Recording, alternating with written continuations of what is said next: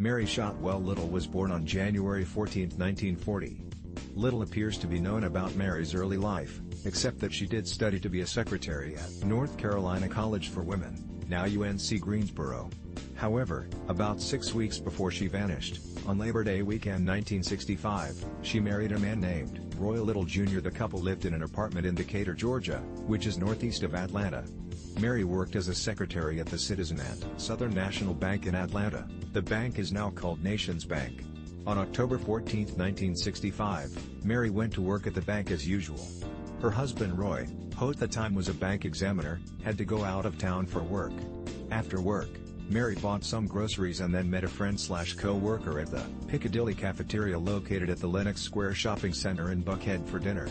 Mary's friend/co-worker that she seemed fine at dinner, nothing seemed wrong or off with her.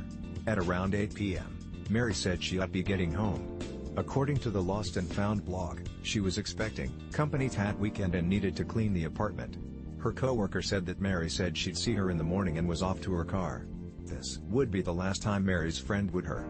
The next day, October 15th, Mary didn't show up for work and hadn't called in sick, which was unusual, because Mary was known to be reliable. Mary's boss asked her friend, the one she had dinner with the night before, if Mary seemed sick, but her friend said she had seemed fine and even said something to the effect of "see you tomorrow." Mary's co-workers attempted to call her apartment, but there was no answer and they would eventually get a hold of the apartment manager, who went to go check the apartment. The manager stated that the mail and newspaper were still outside and there was no sign of groceries that Mary had bought. At this point, Mary's boss reported her missing to the police and then went to the Lenox Square Shopping Center to look for her car. There is some confusion about who found Mary's car, her boss or a shopping center security guard. But either way, Mary's 1965 Mercury Comet was found in the Lenox Square parking lot, with no sign of Mary.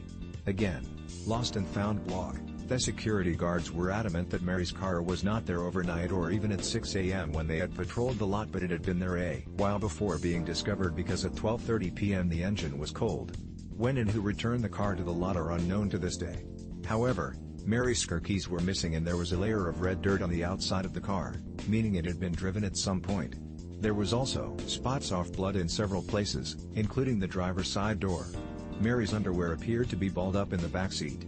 It seemed clear that Mary never made it home the night of October 14th. Since there wasn't a lot of blood, police determined that Mary could still be alive because the amount